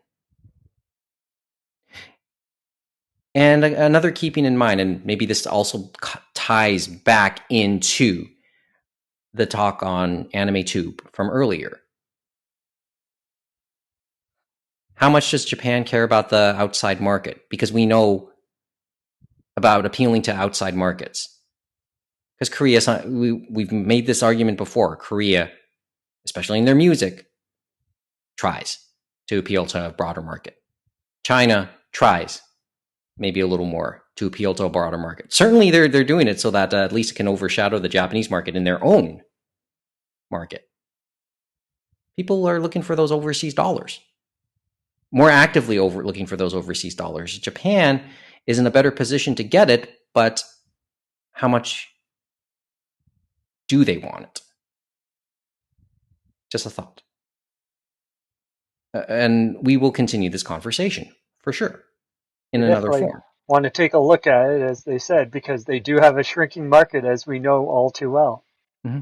But as I said, that's a theme, and that's and as we go on, as we continue our series, as we continue our conversations, we'll revisit this part of it again.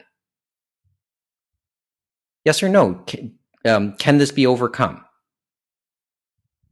Will we see a third game in the Judgement series? Ultimately.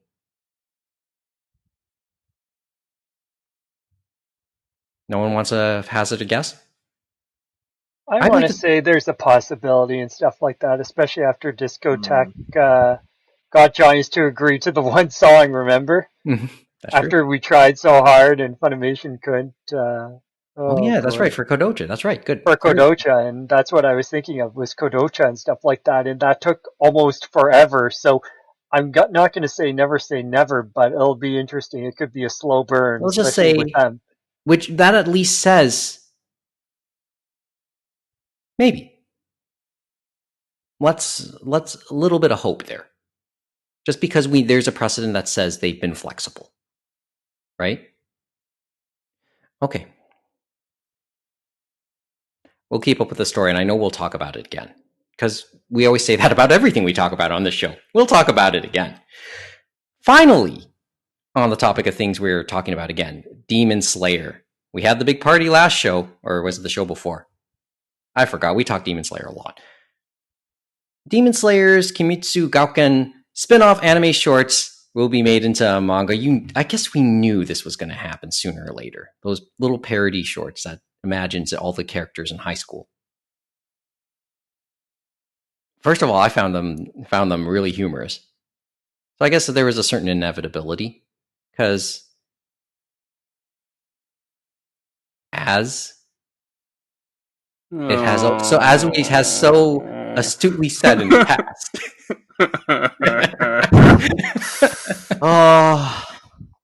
What did they say, Mike? I said Mike. Mo, you want to say it this time? No, Mike. Nah, you got it, man. Nah, you got it, Mike. Huh? No, Mo. You got it, Mike. Okay. Because as has been so correctly pointed out in the past, do we want to make a reaction to this, or is just acknowledge it just by mentioning it here? I feel like we shouldn't acknowledge it, right? Well, we are acknowledging it by its mere mention here. Well, it's just a continuation of the money train, as they said, and if they want to continue on, it's like they're going to take their tentacles and go throughout until the well runs dry. Well, it's worth it. Now that you bring it up, remember the main manga series did end.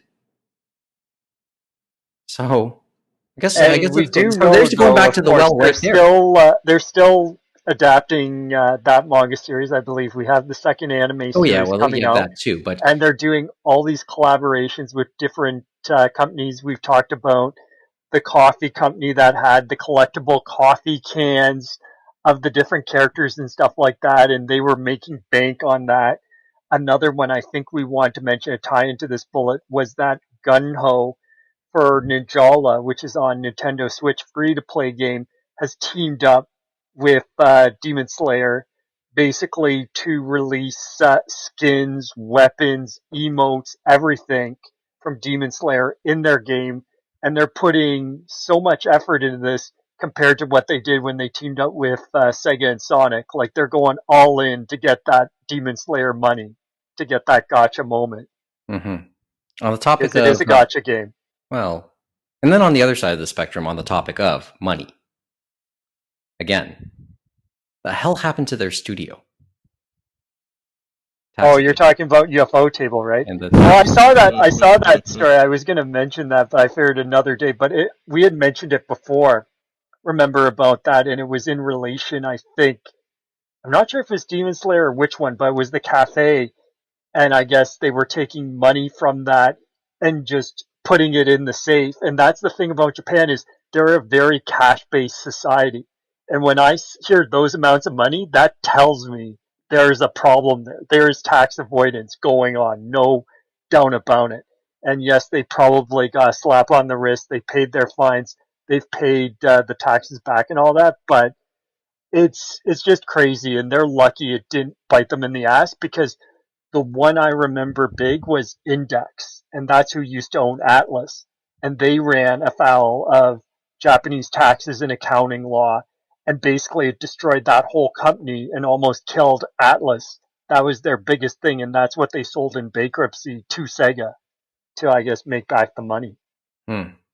But that can kill you. But it just teaches you something there too, that very cash-based society, because all that money was in cash and they're storing it in a safe. And like, if you thought about that anywhere else in the world, who would be storing that much cash in a safe or doing that type of thing? Like, it just boggles the mind. Like, you'd probably be robbed blind. Ill intent, I guess. But Spoken like an accountant, though. Way to go, James. no, it's crazy when you think about that and stuff like that. But sooner or later, it catches up to you. It's better to live on the straight and narrow, and you'll have better long-term success than trying to make a short buck, and then it's going to bite you in the ass, and you're going to fall flat on your face. Mm-hmm. Fair point. Okay, But at least UFO table's still intact. Hopefully, they learned a lesson and they continue to make more stuff in Fate, make more stuff in Demon Slayer, and any other future series that fans hope to enjoy in the future because they are a fan favorite. wasn't that the worry when the story happened? What would happen to the rest of the anime series? Anyway, okay, those are the bullets tonight. Before we go, I think let's acknowledge the community calendar for a couple minutes. First of all, let's just get this thing out of the way. Japan Foundation New York, their pop culture series will continue. James, you want to pitch this?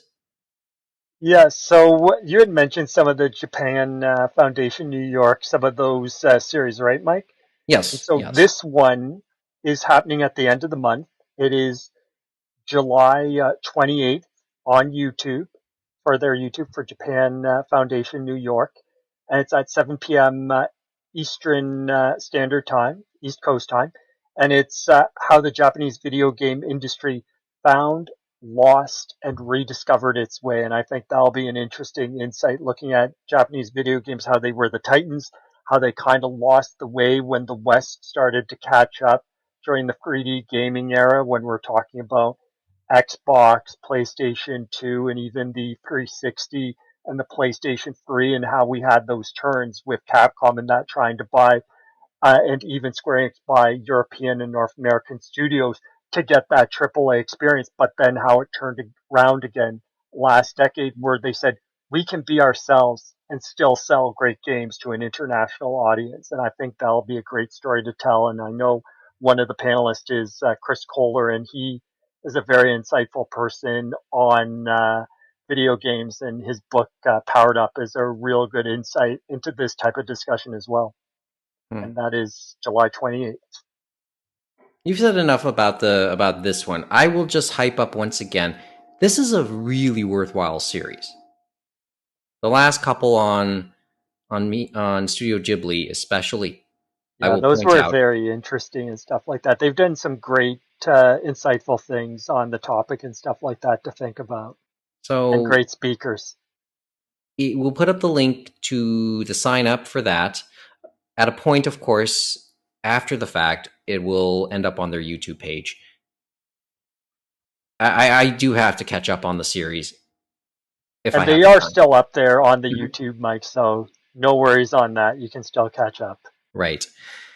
Okay, and then before we go tonight, we are a quick COVID update, and this ties into something Mo wants to do. Wait, what do I want to do? Hear me out. Oh, yeah. We are now, well, obviously there's, I guess, good news to talk about when it comes to the whole COVID situation. Infection rates numbers have been down. For now. For now, yes, because who knows? We can't predict the future. Vaccination rates are okay at the moment, although I think we're seeing a bit of a plateau, at least in Ontario. Here in Ontario, what the province has called stage 3 of a careful reopening plan came into effect yesterday, or today, I guess, because it is still Friday. It came into 4.5 hours ago? 23.5 hours ago. There you go. Thank you. And we're a week ahead of schedule, right? So. Well, we were 5 days ahead of schedule. It was the original intention was to go into stage 3 on the 21st, but instead it happened on the 16th, 5 days early. History and the numbers will debate whether or not that's a wise move. A lot of people are certainly happy about that, especially if you want to go to see the movies, Mo. And to that end, movie theaters here in Ontario have reopened. And I guess they're just trying to play catch up. Is there any anime on the listings? Does anyone know off the top of their head? Demon Train. Yeah, Demon Slayer Mugen Train, I think, is at Eglinton, and that's the only Ontario location, but we'll have to wait and see if they finally are able to get some of those copies of some of the special feature films and stuff like that, because I'm guessing it takes time to get it to certain locations, right? Please. So hopefully Demon Slayer will get to some more locations next week, and also Josie the Tiger and the Fish, which is an anime film licensed by Funimation. That's supposed to be next week, and so hopefully that'll show up in Ontario, because that's only showing up in BC and Atlantic Canada, Saskatchewan, and Quebec. And then they do have one for Shirobako, the movie, but that isn't until August, so I'm sure we'll probably see that by then. That's bizarre. In what way? That happened a while ago. Okay. That Shirobako movie, didn't that air a while ago? That was in Japan, and so remember, what was it? 11 Arts, I believe, got the Shirobako movie, not Sentai, because remember Sentai got the series. Okay. So it'll be interesting to see what happens for the dub for that one, because they might. Go ahead, Kevin. So, would we be up to go to a screening as a group? I'm down. I'm down right now. Let's go right now, man. I'll have to check my work schedule. It depends on the movie. I trust none of you. So you're all forgetting the movie Space Players, known in the West as Space Jam: A New Legacy. Oh yeah. Yes. Oh yeah. That. Oh, did you today? see Although it's on the interview Max. with Donovan Bennett? Oh, that was a great LeBron interview. James. Yes, that was a good one. A Canadian exclusive on Space Jam. Oh my god. Yeah, there was up here in Canada, one of the more preeminent commentators, journalists, etc., sports journalists, is a gentleman by the name of Donovan Bennett. He features on Sportsnet, former university running back star at Western University. He won't tell you that, but I know that he was a hell of a football player in his day, and he had a conversation with LeBron James, and it was a really, really friendly conversation. They talked about family, legacies, etc. If we can link it so that an audience outside of Canada can see it, yeah, we'll do that. Sorry, go ahead, Geoff. The voice of most of the Looney Tunes is also a Canadian. Yeah, I think very we've mentioned local. that. Yes, he's a Scarborough guy, I believe. We've mentioned that in the past, and I forgot his name off the top of my head, but you're right. And he's had that role for some years now. It's just that he's, I think only recently has he really talked about it. But yeah, that's true. Lots of Canadian connections here. Gotta think about it. We should talk about the next Pixar movie while we're at it, but that's another story altogether. Oh, you mean the red one? Yeah. Oh, that one was great, man. That trailer was awesome. Anyway. But I guess that means we can finally see the new James Bond movie when it comes out in November. They won't have a third delay. Wait, there's a James Bond movie coming out? Coming to Amazon. Okay. Well, I think there you go. We're pretty much at the 2 hour mark. But lots of stuff that we really did want to talk about there, right? So, but hopefully we'll see some of those movies, in the coming weeks and stuff like that. Because I'm guessing for us, they're going to have to ramp up for Cineplex and stuff like that, and we'll see, I guess, how the seating arrangements are. Just like when I went with Mo and when I went with Kevin for those movies many moons ago. Just make sure more than one sink is working and that there's paper towels, okay? But we're still getting we're still winding down day 1 of the new normal here. So a couple weeks from now, or whenever we return, we'll tell you about how normal's going, okay? I think we're kind of seeing the new normal too, aren't we, Mike? Because our hair looks a little more respectable from what we're seeing. Nice look, James. Nice look, Kevin. I don't know if he's listening right now. Just looking at his video here. I'm listening. Anyway, that's all. Oh, thank you.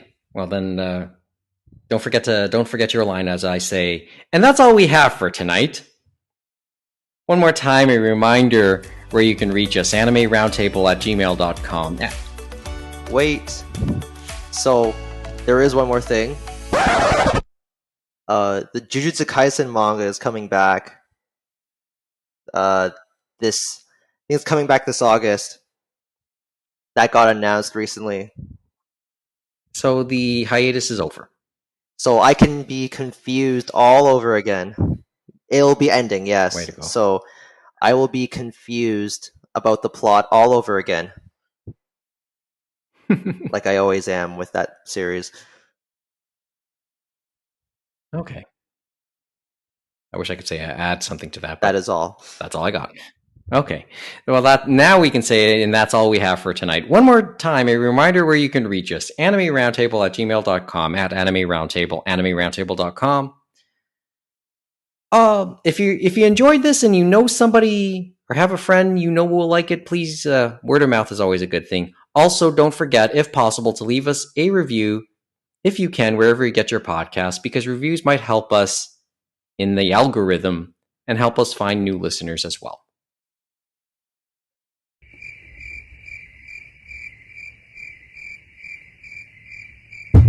Say it. Say it! Say it! And as I usually say, if you're going to leave us a review,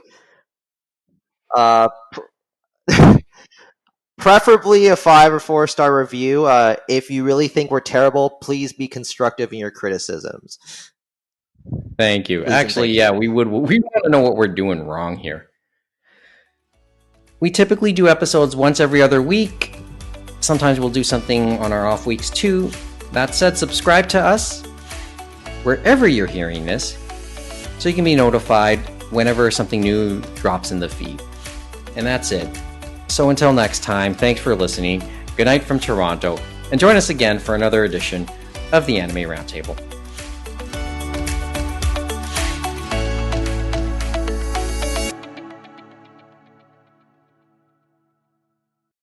Oh, that lag was so bad. Don't worry about it. And the thing is, I'll try and make up for it. Don't feel bad, because you know what? You sounded fine. And we can make up for it. You sounded fine and stuff. Yeah, you're audible. No. The volume was good. No, I sound fine. It's just that the timing gets all like wonky, and then like people are like all of us are stuttering because like the audio comes in at different times. Mm-hmm.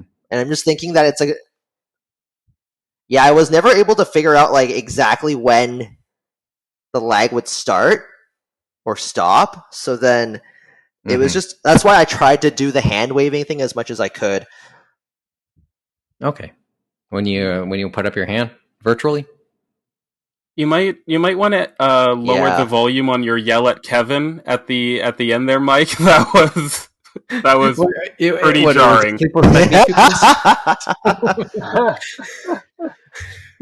That was loud. Okay. It was really unfair to poor laggy Kevin that you were like yelling at him to start saying his thing, and it's like he can't. He really just can't. You wanted to have his inner Conan there, just like Mike have his inner Conan, okay? So you saw the clip? You saw the Conan clip or something?